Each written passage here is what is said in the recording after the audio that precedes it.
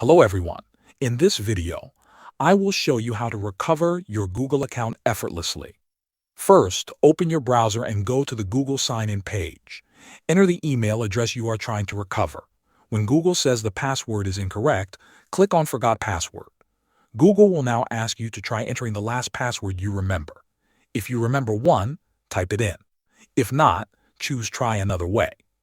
Depending on what recovery options you set up, Google may send a verification code to your recovery email or phone number.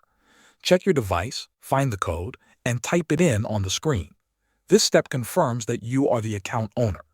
If you do not have access to your phone or recovery email, choose Try Another Way again.